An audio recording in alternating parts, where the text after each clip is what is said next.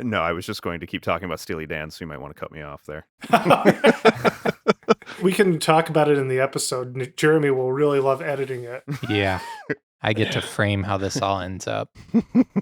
Yeah, you better be nice to him. He gets to decide whether you sound like an idiot or not. I decide that, sir. And it's been decided. I just turned that into, I decide that I hate Steely Dan.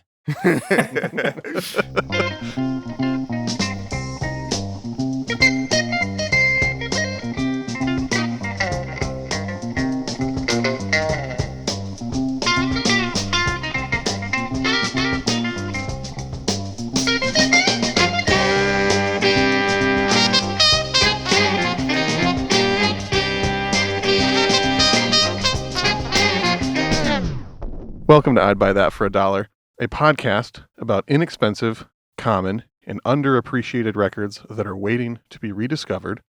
I'm your host, Sean Hartman, and I'm joined by my regular co-host, part-time copy editor and director of franchise development for Dippin' Dots, Peter Cook. No, Peter? We lost Peter? Peter? Hello? I'm back now. I didn't hear you anything. just got introduced. Hello, everyone. Whatever my title is, I stand by it. Hello. Should we just start over? No, I love that. All right, cool.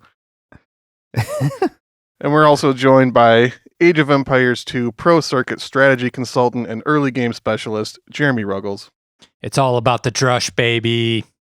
Yeah, you got any big Age of Empires plans coming up soon, Jeremy? Yes. Immediately following this podcast, we're throwing down a game. That's right. That's how cool we are. Age of Empires 2. Speaking of being cool, we have... With the expansion. Yeah, Age of Empires Koreans. 2. The definitive edition, all of the expansions. If you're going to do it, you're going to do it right. So we're also joined by a special guest who is a underground Facebook influencer and aspiring Hard Times writer, Ryan Werner. Hello. That all sounds accurate enough. That's the first time that you introduced a title and it was true. Yeah, I was going to say that. I don't know if anybody's picked up on this, but most of these titles are fake, but sometimes there's a little bit of truth, and that time there was a lot of truth. You were telling me not to mention Jeremy's lack of success at Age of Empires. So... Wow. He tries. It's okay. Blames it on lag a lot, I've heard. I'm getting better. How many Hard Times articles have you gotten published so far, Ryan? Just 2. There's a big focus on the coronavirus right now, and as well as politics. So I haven't really had too much luck in those fields. There are people much funnier than I am in general, but especially on that Hard Times pitch group. I feel like everyone's just hilarious. So to get anything through was kind of Sure. was kind of incredible. I've been following your unpublished Hard Times articles you've been posting on the Facebook, and I gotta say, some of those felt like they should have been on there. I've seen some Hard Times stuff I didn't think was funny, but Yeah, just keep trying, kid. You'll make it. One of these days, I will be able to ascend to the Onion or something like that, and then also still just be a copywriter in Iowa. So.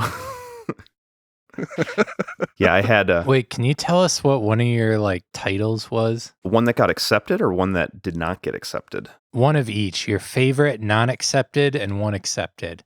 Okay, the one that I got accepted was a crust punk who passes out at party, wakes up with their face tattoo of a dick covered up, and one that I didn't.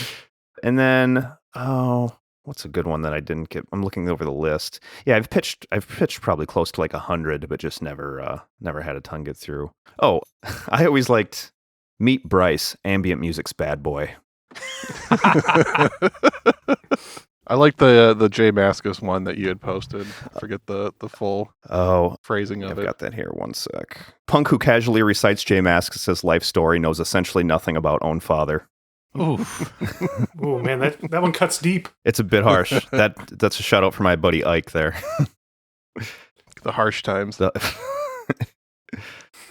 What was The harsh tokes. The tokes are very harsh.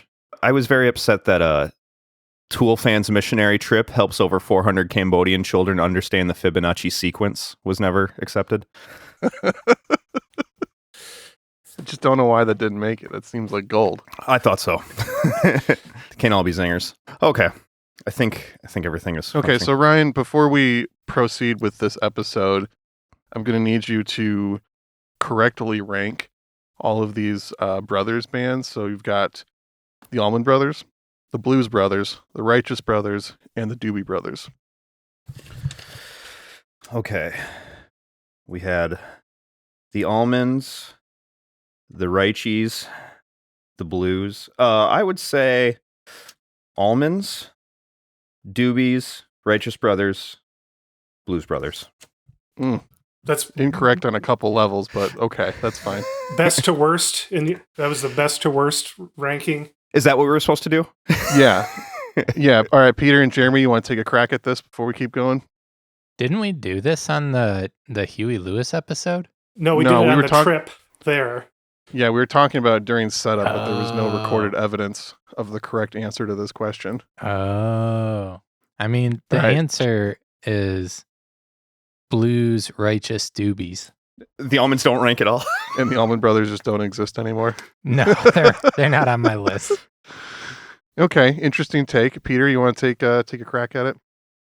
To avoid getting chastised, I will say Doobie Brothers, Doobie Brothers, Doobie Brothers, Doobie Brothers. There it is. That is correct. Burn. Not to say that there is actually a right answer, but personally, I would go Doobies, Allman, Blues Brothers, and then Righteous Brothers at the end. That's probably what mine would be too. Or maybe I'd actually be flipped. Almond, Doobie, Blues, Righteous. Okay. Yeah, the Allman Brothers and the Doobie Brothers are kind of a neck and neck. They're both good. They both had some albums that were better than others. But anyway, I asked this because we're talking about the Doobie Brothers today. Did you guys know that? Yeah. I'd heard rumors. Yeah. The Fleetwood Mac record. We're talking about their best-selling album, their late period masterpiece, their controversial album that has fans split from coast to coast. 1978's Minute by Minute. Ooh. When you say fans, do you mean dads? I don't think you have to definitely be a dad to like this band, but it sure helps. You could be an uncle. Okay. Yeah. I think you could be a mother. You could. Well, you could exist outside the realm of gender and still love the Doobies, I do believe. But it helps if you're a dad. Okay. Yeah. It helps a whole lot. I definitely did not like the Doobie Brothers before I became a dad, so there is that. I submit that evidence. Can confirm. Maybe my time will come. Yeah, you probably like 10cc after you became a dad too. He's never becoming a dad now. Truth. He was contemplating fatherhood all these years up until that exact moment. He will not be using his 10cc for that. Ooh, I just got the snip. You're going to have to find a different excuse to search on eBay for Rippingtons blankets then. What album are we doing? We're doing a Rippingtons album, aren't we? No, we're doing Minute by Minute. In fact, could you just play me the title track off this album right now, Jeremy? Yeah. That's side A, track 3.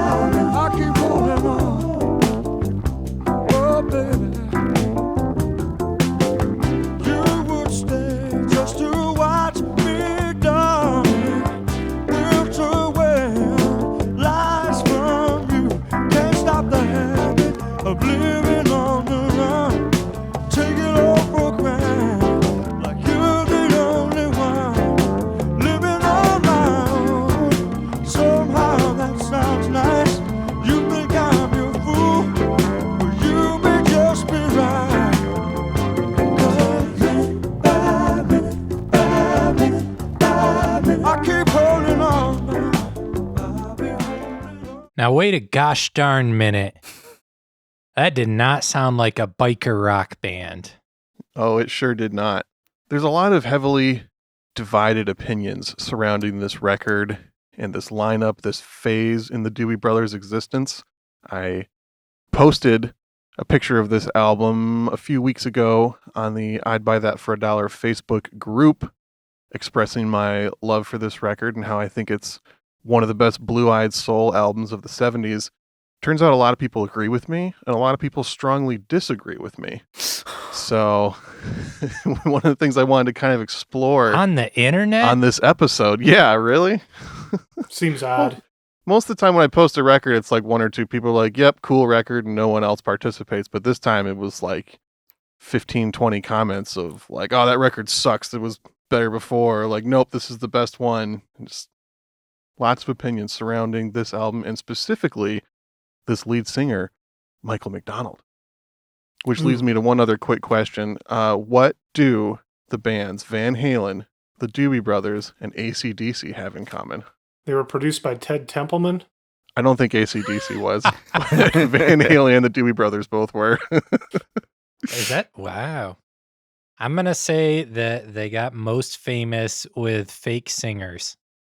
What is that supposed to mean?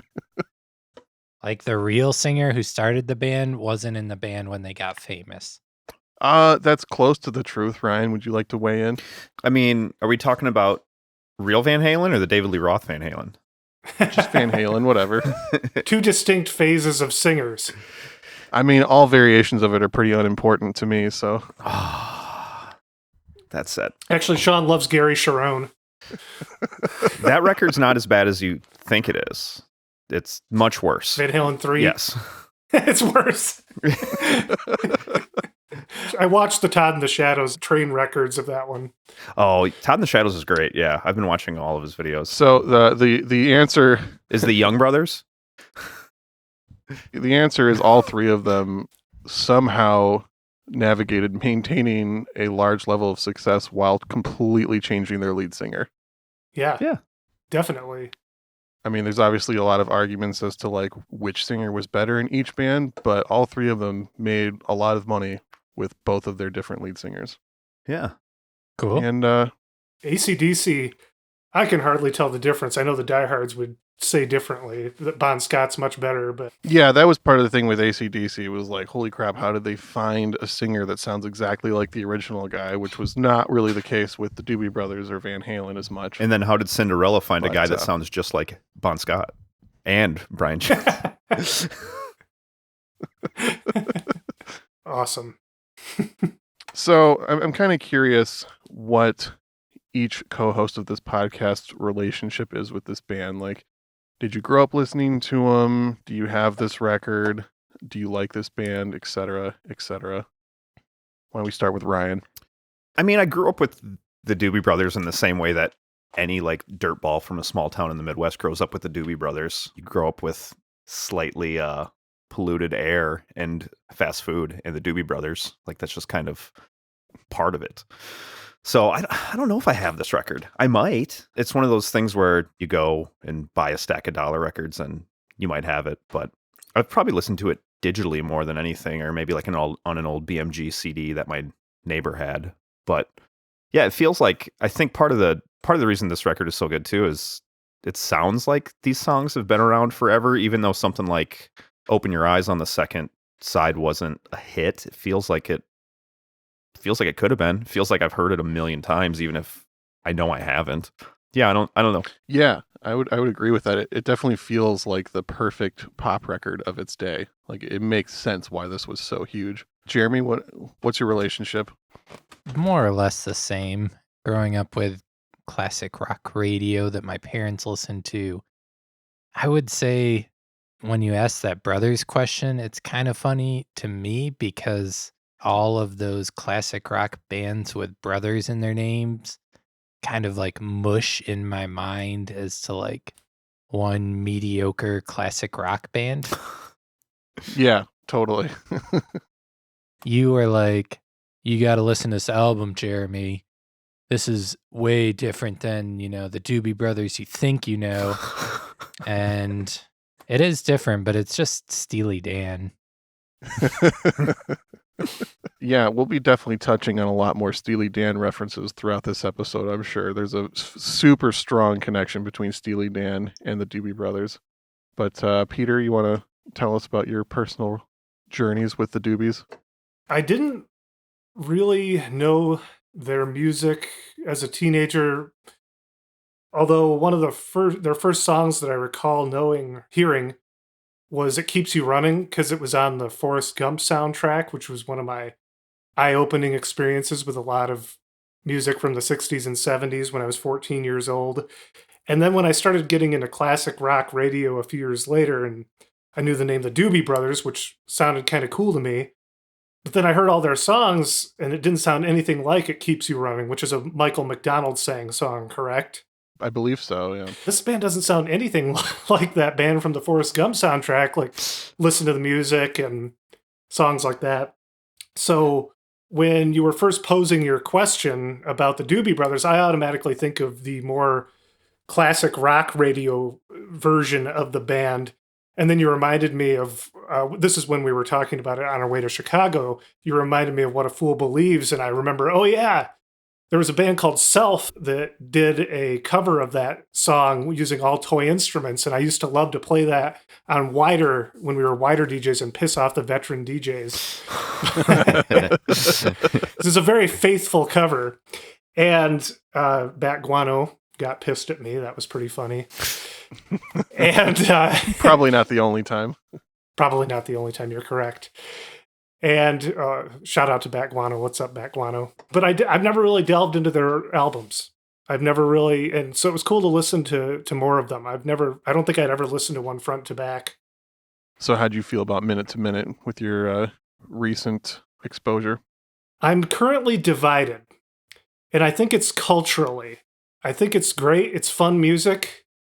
But the world that we now live in, where J.D. Riznar has made yacht rock, J.D. Riznar from Michigan has made, with his yacht rock series, has kind of made the genre into a parody.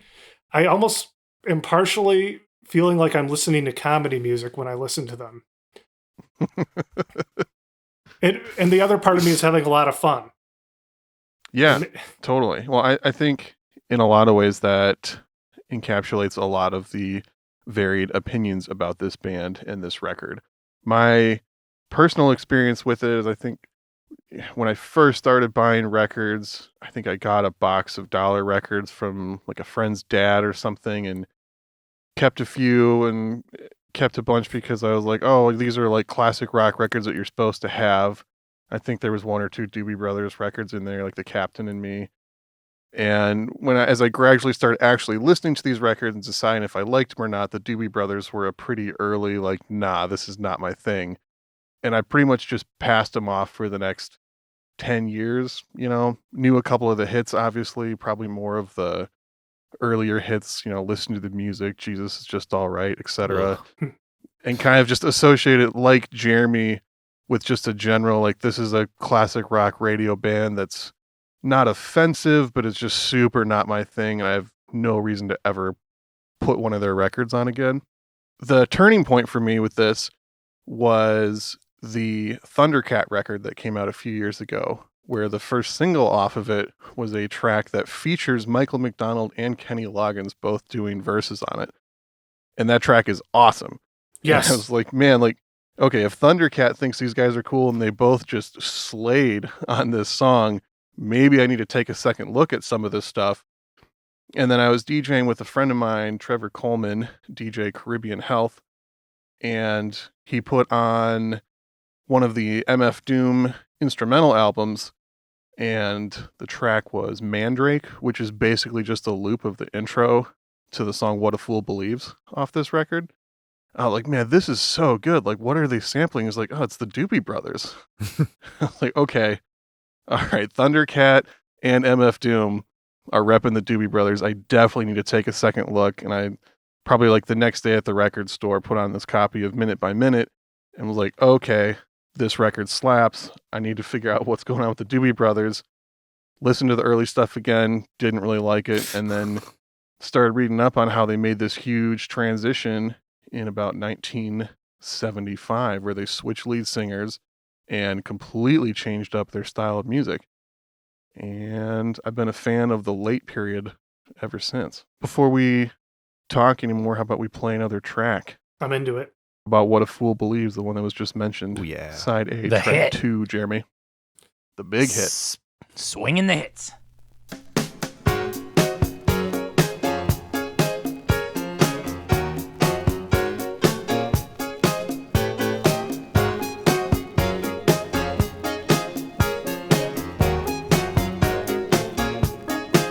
He came from somewhere back in how long ago.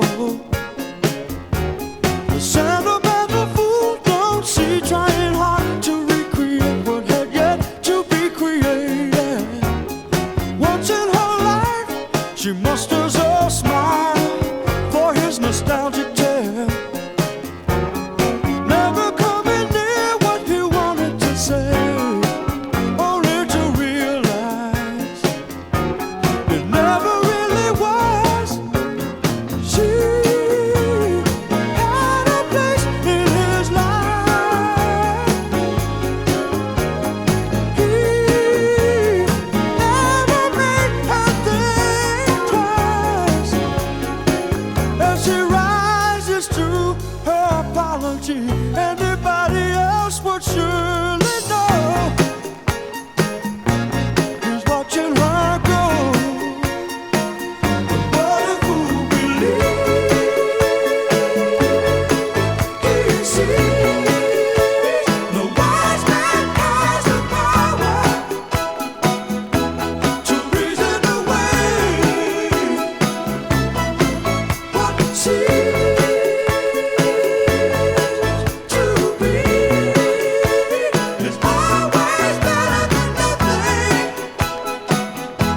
and nothing at all. Keep sending him somewhere back in a long ago, where he can still believe there's a place in her life. Someday, somewhere, she will return. We've mentioned this already, that Ted Templeman produced this record as well as Van Halen, and they were in the same year. Van Halen's first album and this Doobie Brothers album were the same year. They couldn't sound more different. There is one track on this album that sounds a lot like Van Halen, though. Is there? That's Yeah. the crossover. Yeah, that's I feel like, amazingly, that song right there, this is 1978, I feel like it's predicting the 80s, along with stuff like what the Cars were doing at this time, and obviously Van Halen. I'm not saying that Ted Templeman himself was at the pushing culture along solely, but it's really interesting that he was able to take two distinctly different bands and push the sound of the next decade a couple years in advance. I would like to propose that you could swap the lyrics for these two bands and just have the songs be the same style and nobody would notice, though. What two bands? Van Halen and Doobie Brothers? Van Halen and the Doobie Brothers? Yeah. No way. Van Halen lyrics are great. No. It's party time with Van Halen. Yeah, like David Lee Roth fucks, Michael McDonald makes love. There's a big difference. Truth. That's a good point. Fair enough. Fair enough. So what's the comparison between Skunk Baxter and Eddie Van Halen then? Ooh, Eddie Van Halen was not in Ultimate Spinach or the Dan. That's true. True. And he was not an Cannot NSA claim either agent. of those. Wait, what? You did not know that? That Jeff Skunk Baxter had a position at the NSA? No. Is that real? Am I being fucked it's- with? It's very real. He quit the band after this record and got really interested in rockets. Yep. What? Yeah, he was he had a chair on the Congressional Advisory Board for missile defense. I totally forgot about that, but I did see that Yeah. a while back. Wow. You just rocked my world. I'm like, I know when I think of people that I want to work at the NSA, I think of guys that look like they're really good at darts and like making joints out of things that shouldn't have be like joints. Like, yeah, man, I got a toilet paper tube and a pine cone. So like, we're going to get fucked up if you want to go out behind this dumpster here. Also, I work for the NSA. Yeah, no picture of Jeff Skunk Baxter that I've seen has been without his ridiculously over-the-top mustache, and it just seems to get worse with age, too. So I can imagine those high-level missile defense meetings were pretty entertaining for some people. It's like the alternate 1985 of Ace Frehley always talking about how he's an inventor. It's like, what would happen if he actually did invent anything? It's like, oh, he would end up on the NSA, and it would be fucking bizarre. Do you guys think that What a Fool Believes would sort of be talked about or remembered at all without yacht rock happening as like a series, No. not as like a genre? No, I don't, because I feel like I should have known this song before I heard that self cover and was like, oh, this is the Doobie Brothers that did this originally. And it also misled me to believe that Kenny Loggins had been in the Doobie Brothers because he was a co-writer of that song. Right, yeah, him and Michael were like best buds, and that's the only song he co-wrote on this album. Yeah, and so no, I think that song has had a resurgence in the last decade or plus. Now, I'm going to go ahead and say that it would be remembered, maybe not quite to the same extent. The thing I've witnessed is there's a couple different waves of resurgence with this band. You've got the people who were our age when this record came out that want nothing to do with it because they heard nothing but these songs for 3 years on the radio, and they just hate everything that has to do with Michael McDonald and this version of the band. Yeah. And then there's the people that ironically got into it because of the Yacht Rock YouTube series, which was kind of a while ago at this point, right, Peter? Yeah, it was like 2006, 2007.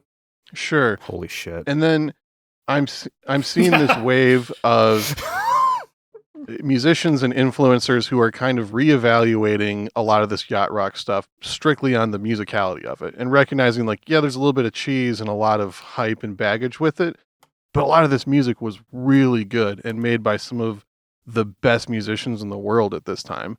Michael McDonald performed that song with Thundercat at like Coachella the year after that record came out, and people were loving it. I don't know. I think there's a couple different lenses to look at that through. Yeah, I feel like Rick Astley and that whole phenomenon might have put back the Doobs getting more respect earlier because it was right around the same time as the Yacht Rock series, the whole Rick rolling thing. And I think Rick Astley is totally like a poorer version of this stuff. Definitely. I think What a Fool Believes is kind of like an undeniable song, though. Like, not liking it is kind of just admitting you don't like that genre of music at all. It's kind of just... Or that you're just not allowing yourself to like good songs. Well, yeah, I mean, it'd be like saying like, oh, I hate Johnny Be Good, or like Superstition or Master of Puppets or something. Like, oh, then you don't like that kind of music. Or like, even like What is Love? Right. Like, okay, you don't like shitty Europop. That's fine. Like, you know, it's just like a perfect song that encapsulates an entire genre with it. Yeah. And I think was kind of the template for that genre. Definitely. Personally, my approach to it, like I said, with, you know, listening to the MF Doom sample of it, I bought the 7-inch of that song before I bought the LP, and unless I've completely forgotten, I don't remember hearing that song growing up. So it was kind of a new experience for me, and I started DJing with that 7-inch at some like outdoor DJ gigs I was doing over the summer, and every time I played it, people come up like, oh, I love this song, this is the best, and people of all age groups too. So it kind of was like, I didn't realize how strong of opinions people have about this, both good and bad. It's been interesting seeing the different groups of people and where they're coming from with this. I was a little disappointed in my research to find out that the Doobie Brothers also think their band name is dumb. Them and Archers of Loaf. Yeah. That was definitely a contributing factor to me not getting into this band for so long. I was like, that's the stupidest name. Like, I just don't want to have anything to do with this. See, I think that I thought it was a name that sounded like it'd be a hilarious band that they would not take themselves so seriously and the music would speak for itself. And the older stuff I heard by them didn't live up to that, but it almost works better with this stuff for me. Yeah. The fact that this is under that kind of name. Yeah. So earlier today, I watched a whole hour-long documentary about this band from start to finish, and they had a lot of live footage mixed in. The one thing I was noticing is they really seem to just keep improving as they went. You know, Michael McDonald changed, Jeff Baxter joined the group, and they made some more lineup changes later on. But for the most part, it was a lot of the same musicians during that transition. And when you watch earlier live footage of some of their hits and then later versions with Michael McDonald, they're just so much better. The arrangements are so much interesting. There's a lot more groove and there's a lot more soul. There's a lot more interesting chords going on. The bass lines are way better. One thing that Jeff Baxter in the documentary said was that after Steely Dan's live band broke up and he was looking for a new group to join, he had a few different options and he picked the Doobie Brothers because he thought that there was a lot of untapped musicality in the group. He thought that the music they were making at that point was good but not great, but all of the musicians were better than the music they were making. And he wanted to join and help them kind of unlock that potential. And he's also the reason that Michael McDonald joined the group in 1975 and really just exploded into a much more interesting pop band, in my opinion. What did Michael McDonald do before this? He was with Steely Dan. Oh, he was. That's right. I'm sorry. Yeah, he was with Steely Dan. Yeah, and he continued to work with Steely Dan all throughout their career, doing a lot of harmonies and background vocals and things like that. And still works with Donald Fagen a lot. He's been in 2 different like super groups with Donald Fagen in the last 20 years. I think it's weird that not that he was in Steely Dan before he was in the Doobies, but that he wasn't like doing anything before Steely Dan. He was just in like these small little bands around his area and then gets plucked out of nowhere to sing on these Steely Dan songs and like just kills it. Yeah, totally. He was in this Deltones or something. the Del Reys, Del who had Reys. one record on Stax in 1965 and didn't go anywhere with it. And it's pretty generic garage rock. I wasn't blown away, but it is interesting to hear what Michael McDonald was doing in the mid 60s before getting that Steely Dan pickup a few years later. When did that record come out? Well, according to Discogs, the Del Reys had 2 45s, one in 1965 on Stax, and then one on a label called Arch Records in 1968. Wow. He would have been 13 when the first one came out then. That's crazy. Wow.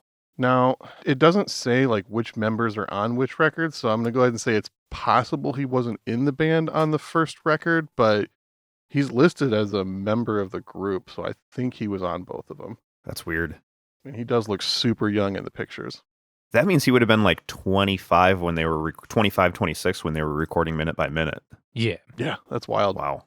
And the one thing I found pretty interesting by watching the documentary and some other interview footage is just how humble Michael McDonald was about this whole thing. He was one of the biggest, highest earning musicians of the time during the late 70s and early 80s. And his whole thing was, he joined the Doobie Brothers super last minute. I don't know if you guys looked into that story at all, but their original lead singer, Tom Johnston, was suffering from illness and exhaustion and drug addiction in the 70s and just hit a point where he couldn't tour with the band anymore and had to leave halfway through the tour.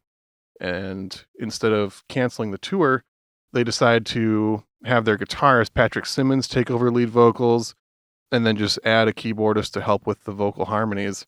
And pretty quickly, Michael McDonald, the keyboardist, started taking over a lot of the lead vocals. And before they knew it, was just the lead singer of the band. Like there was no intention of doing that. And the whole time, Michael McDonald was talking about how every day he was just expecting to be fired from the band. Like he thought he was just a temporary replacement. This was just a gig he had for a few months until it dried up. And then all of a sudden he's like winning Grammys and is a superstar because of this chance thing that happened.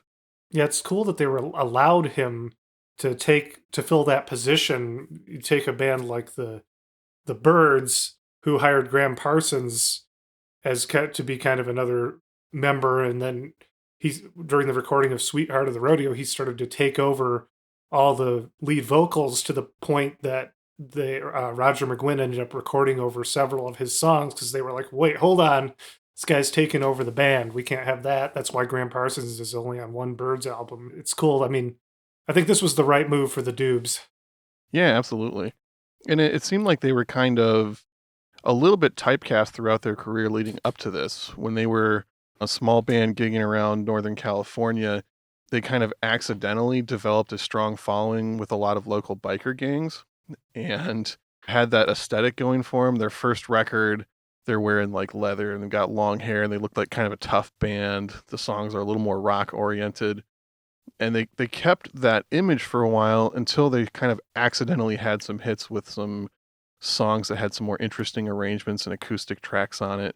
Like the song Black Water, for example, was supposed to be a B-side, and then radio stations started playing that instead of the A-side and made it a hit for them.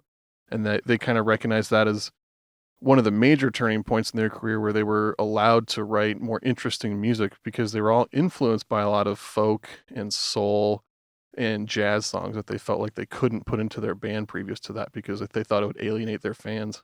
That one is a little more experimental, especially for classic rock radio when they kind of go into the funky Dixieland part.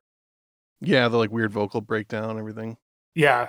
It always stood out to me on classic rock that it was interesting to hear a group with a harder sound going into something like that.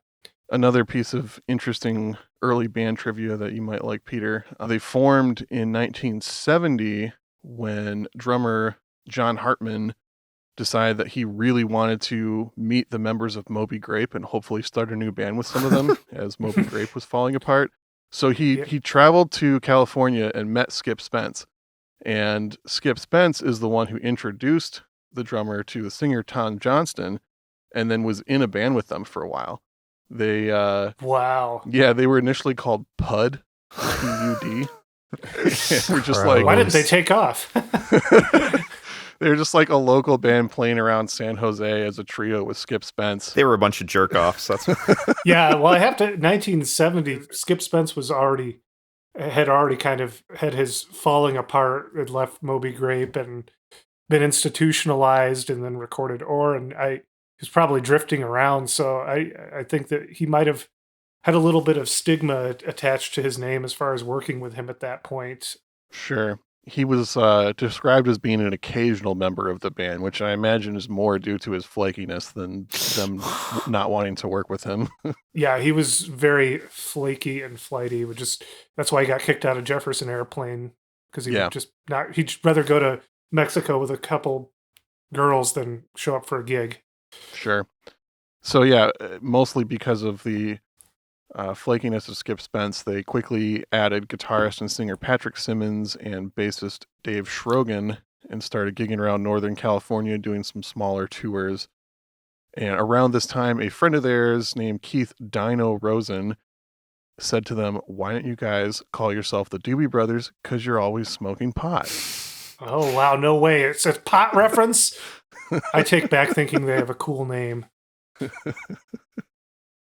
And they thought that was the dumbest name ever, but couldn't think of anything better, so they played a couple gigs under that name, and then it just stuck, and they were the Doobie Brothers for the rest of their career.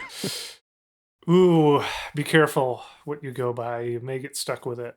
Yep. Signed to Warner Brothers in 1971, stayed on that label pretty much their whole career as far as I know.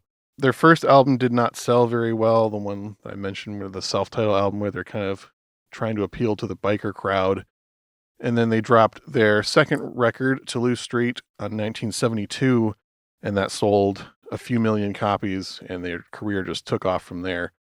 And just a few years later, 1975, their singer had to quit, and they brought in Michael McDonald. And Michael did 4 records with them. So the first one was called Taking It to the Streets, which was a bigger hit than they thought it was going to be. And Michael's kind of like phasing in on there. He's not on all the tracks. The original singer is still on some of it. And then they put out their next record with him, Living on the Fault Line, in 1977, which was their worst selling record aside from their first one that they'd had so far. So Michael was thinking like, okay, this is definitely it. Like, I just replaced the singer of this very popular band, and then I'm tanking with them. I'm going to get kicked out. This is over. They decided to make another record with them, and here we have Minute by Minute, their best-selling album. But then they broke up after this, right? They did. They made one more record after this, One Step Closer, which, again, people have pretty divided opinions on. It's generally not well reviewed. It's like the least valuable of all their albums, but it, as Ryan and I were talking about earlier, it does have some pretty good moments on it. Yeah. Didn't the guitar player quit after this? Like one of the only original guys left? Patrick Simmons quit right after that album came out, which is officially why they broke up, because they no longer had any original members and were like, you know what, this band sounds nothing like it did when it started. We don't have an original member. We should probably just stop. Yeah. Patrick Simmons sings on a couple tracks on this, doesn't he? He sings on about half the tracks, actually. Is it that? It's that many? Yeah. Yep. There's one instrumental, and then it's pretty much 50-50 aside from that. So, speaking of Patrick Simmons, how about we play another track, one that features him on lead vocals singing over a Michael McDonald arrangement. So you get kind of an interesting blend of the old, harder rock style with the new soul and jazz influence. So that's the track called Dependent on You, side A, track 4, Jeremy, if you please. Clash of the Doobies. This is the track that I really think paved the way for Huey Lewis and the News.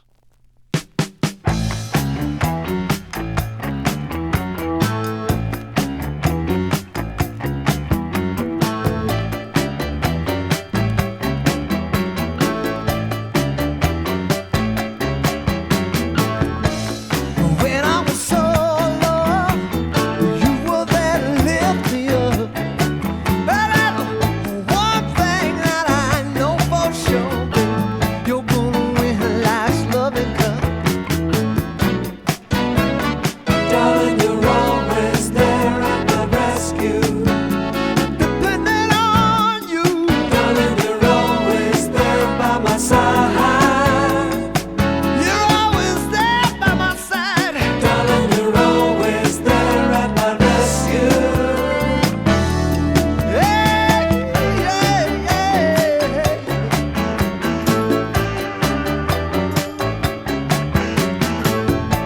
Now when I get too high, you are there to pull me down. It's so fine, someone to turn to, keeping my feet on the ground. Depending on you, darling, you're always there at my rescue. I'm depending on you, babe. Darling, you're always there by my side. You're always there by my side. Darling, you're always there at my rescue.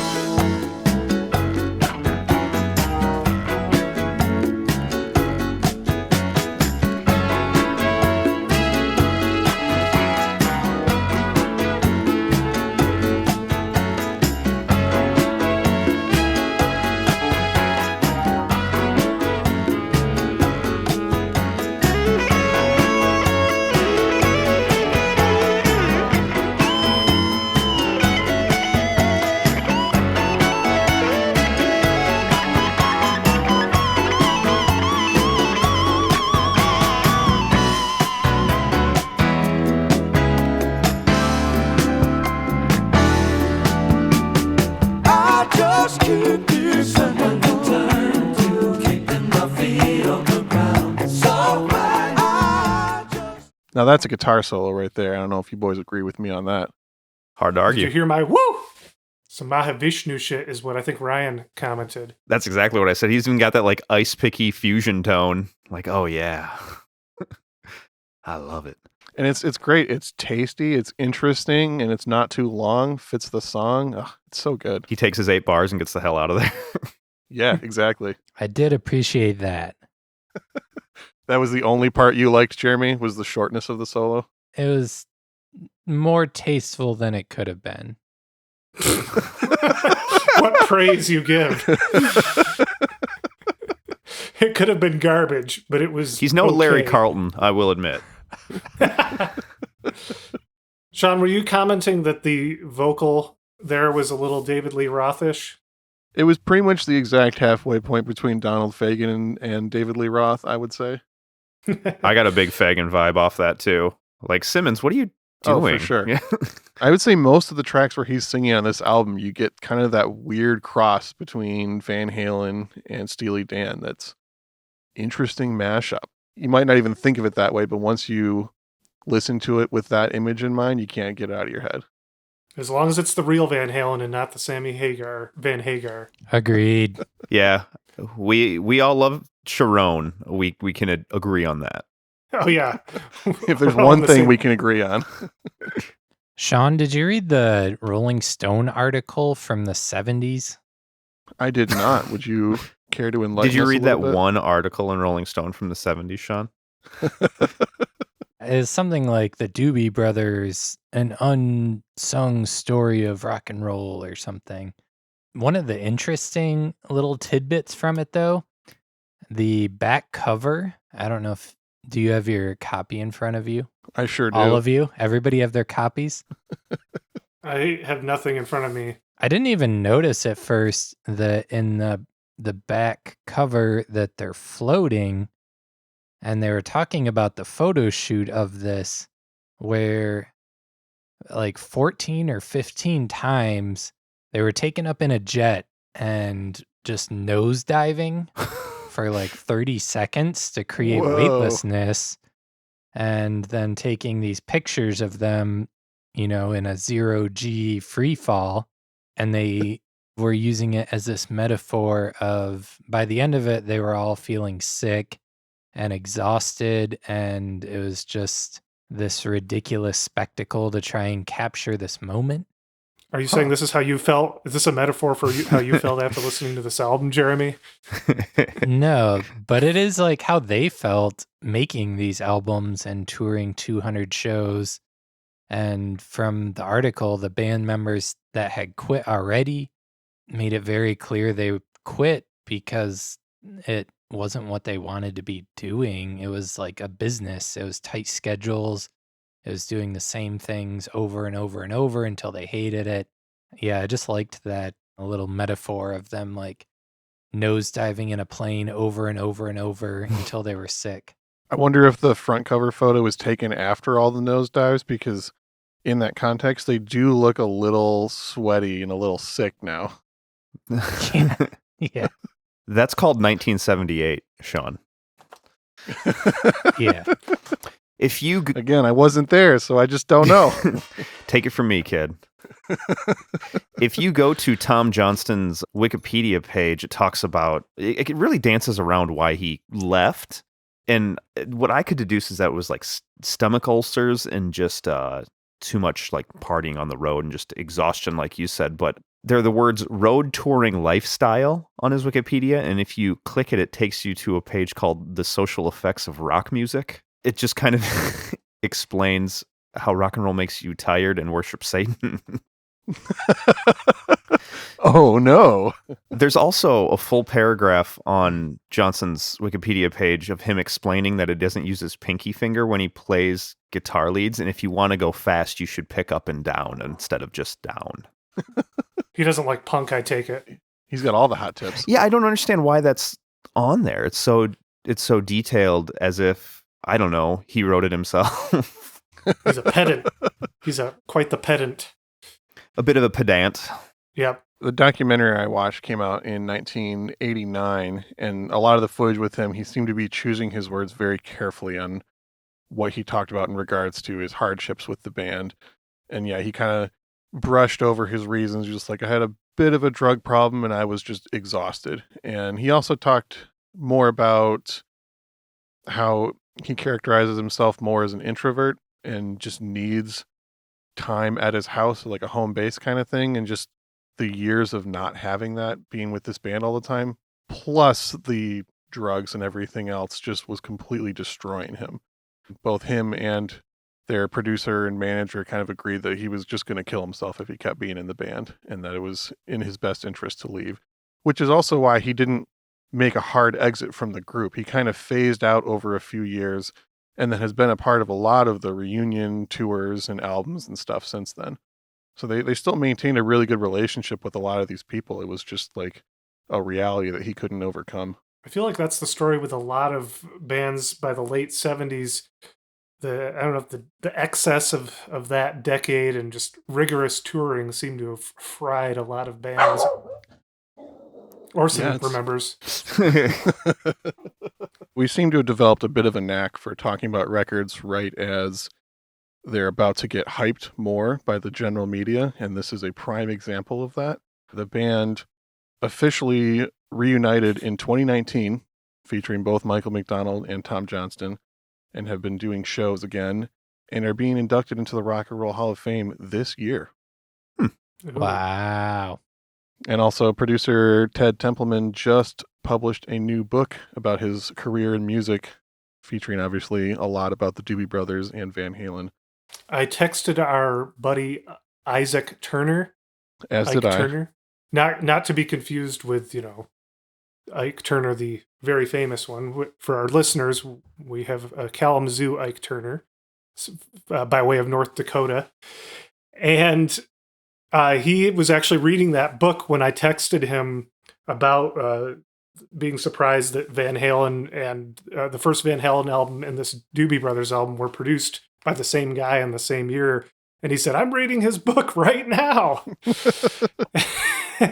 And of course, yeah, Ted, I don't know if you had things you were going to say about people that Ted Templeman worked with, Sean. I did not. You want to hit us with that list? Well, offhand, I know that he did Van Morrison's Tupelo Honey is one of the records he produced, as well as Captain Beefheart and the Magic Band's Clear Spot. Did you know that? I did not know that. That is super cool. Yeah. That's probably one of the cleanest sounding Beefheart records too, but it strikes a good balance for me. That's one of the best balance of the more commercial side of the band and some of the stranger, more avant-garde sounds. I really like that record. It's definitely way better than Blue Jeans and Moonbeams. Yeah, those are some of the lower tier Beefheart records. That and Unconditionally Guaranteed are probably the least esteemed records in his catalog. But yeah, I think Clear Spot's fantastic. And I remember noticing, this is Van Halen's producer doing this one. Anyway, yeah, Ted Templeman, apparently I don't know what year it was, but apparently he was on a plane that was hijacked. And it's like the longest hijacking that ever occurred to an airline, and it's messed him up for the rest of his life. That's what Ike told me when I was texting with him. Oh, that's wild. Yeah. I'm glad it turned out. Otherwise, we wouldn't have Done With Mirrors by Aerosmith. Yeah, I mean, what's a world without that? Or the first Bullet Boys. Yeah, I can't imagine. Smooth up in ya. That's a great song, if you ask me, which you didn't, which is fine. I wonder if Ted was the one that made them keep doing the nosedives over and over. He was like trying to work through his hijacking. Ooh. Possibly. Just some immersion therapy going on. We can definitely... Ted, I'm sorry for making jokes at your expense if you're listening. We can definitely blame Ted Templeman for forcing every band to allow him to put a shitload of auxiliary percussion on their records for no real reason, played by Ted Templeman. Yeah, he does do that, doesn't he? It's on like everything. He's always got to put a little shaker in, or like just I don't know why he's always doing that, but it's all over everything. Like even the first Van Halen record, or think of like Dance the Night Away from the second Van Halen record. Like he's always got to get his shit in there somehow. Yeah, it's just like Puff Daddy always had to go, yeah, yeah, yeah, in the background of the records he produced. Well, then you get a co-writing credit too. Yeah. Speaking of Puff Daddy and people that like to sample, I mean, Sean, it was there all along. Sean asked me before we started recording if I could think of a Tupac connection to the Doobie Brothers. And of course, Michael McDonald, famously, the Nate Dogg and Warren G song Regulate samples Michael McDonald. That song was on the Above the Rim soundtrack starring Tupac. Wow. Oh, okay. Thank you. So you're doing the Lord's Doobs. work here, Peter. You're welcome. Well, that's about all the notes I have. Do we want to do a round of closing thoughts? Jeremy, you got any closing thoughts for us? No. Ryan, anything to leave the people with? Listening to all these Doobie Brothers records there's so many of these floating around you can get it for $1 because I don't know, there's a lot of albums that sold 3 million copies that we don't see as frequently, and I think this one's just a product of how quickly people moved on from a sound that was maybe everywhere and then all of a sudden became uncool almost immediately and no one wanted to touch it. But it makes me wonder where the Doobies fall between like maybe the Atlanta rhythm section and the Eagles in terms of respect and how they're viewed in terms of their longevity. But yeah, this record kicks ass. That's about all I got to say. Definitely. I'm very curious to see if the value on this is affected, because it feels like not that long ago that Steely Dan was a generally pretty not respected band. And over the years, the records have just gone way up in value, and all of a sudden everybody's a Steely Dan fan again.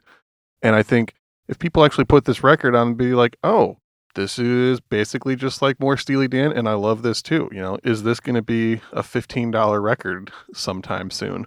Also, one other little fact that needs to be mentioned: when Steely Dan as a road band broke up in the early 70s and Jeff Baxter joined the Doobie Brothers, that was because Steely Dan was opening up for the Doobie Brothers on that tour. What a show. Far out. Yeah, I know, right? That was part of the reason for Jeff joining, because he didn't have to even go anywhere. Didn't have to go home. Just like stayed on the road and joined a different band halfway through. Why did people in the 70s want to trick everyone into listening to jazz so much?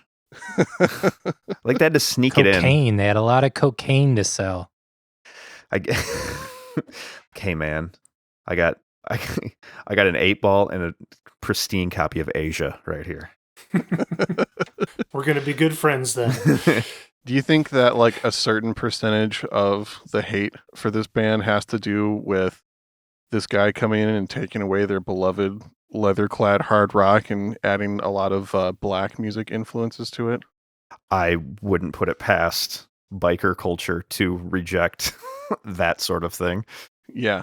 Obviously, no one's going to frame it like that. Everyone's just like, oh, they weren't as good anymore. They sold out after that asshole joined the group. But there's got to be just a little bit else going on there, too, to spark all these opinions, these hard feelings that people have. Am I racist if I don't like either version? Probably. Damn. Damn. There's no way of getting away from it. No, you're not very fun. Do you pick the Vikings in Age of Empires 2? Or because I mean that'll be a tell as well. No.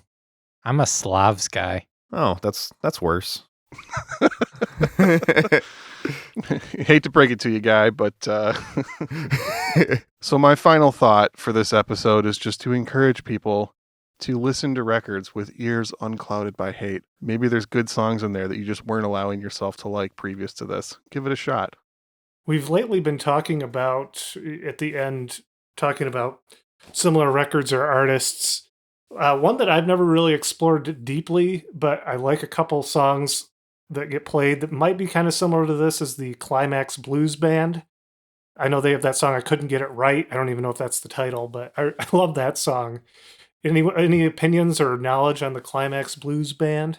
I've really never listened to that group too much, so I'll take your word for it.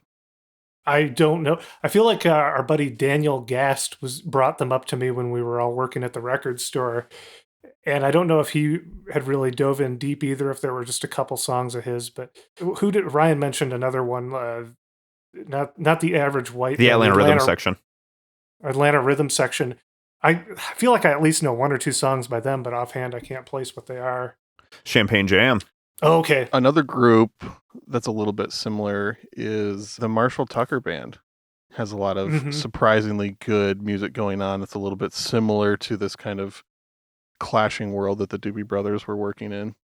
Black Oak, Arkansas could kind of get pretty soulful too when they were rocking. Definitely. Yeah, they have some great stuff. I love their version, Jim Dandy. Oh yeah, they did that song. And what's the other? The Ozark Mountain Daredevils, Jackie Blue. Yeah, I mean that's a group I've seen the albums a ton, but I don't know if I've ever actually listened to one. So these are ones that we have to go in with a new open mind, right? Absolutely. That's what we're telling our listeners. Another record I've recently done that with and was very pleasantly surprised is the first Kenny Loggins record. Mm. You know, after diving on this, I was like, okay, you know, if Thundercat's going to put Michael McDonald on it, I got to start listening to some Kenny Loggins. And his first record slaps. It's all produced by Bob James. It's got some amazing players on it. It's, again, like a really interesting crossover of folk and jazz and rock and gospel on there. It's worth checking out. Definitely going to present that on an episode of this podcast at some point. We're going to do Kenny G. We're going to do Kenny Loggins.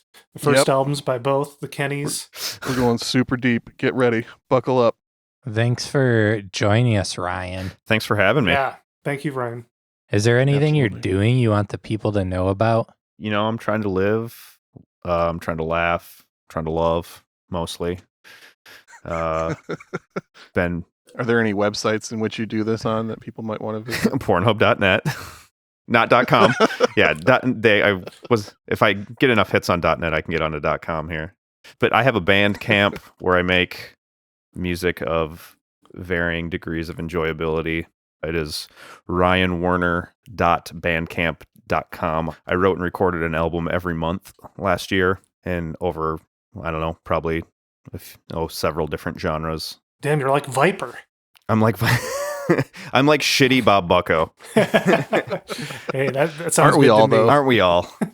Yeah, I'm doing that. I have an Instagram. Yeah, Werner. As Sean mentioned, I am obnoxious on Facebook often enough. Hit them up with those friend requests. Hit me up with the friend requests. I'm always looking for more friends since I'm being deleted by people all the time for asking them to rank zit positions on the body from bad to worst and things like that.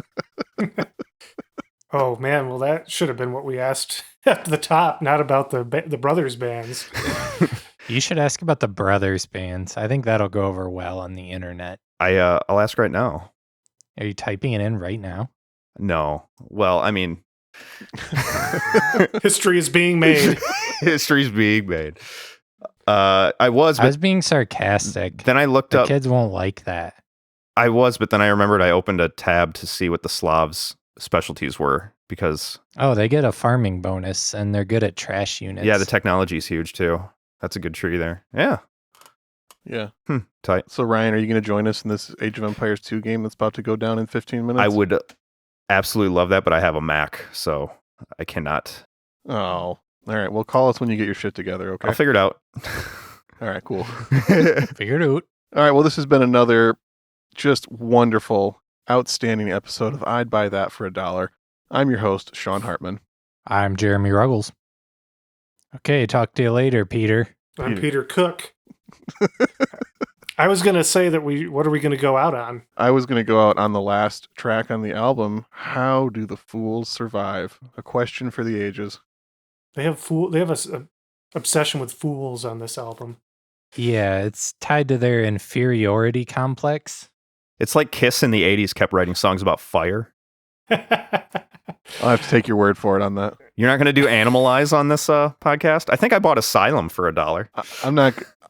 I absolutely refuse to do any Kiss record or Kiss related record on this podcast. I'm going to draw a line in the sand right now. All right. Well, I do have a Kiss tattoo if you need to have me back on sometime. Okay. We just lost 20 followers, Sean. It says Live, Laugh, Love Gun. Christ. Beautiful. I think we can Oh go out my. on that note.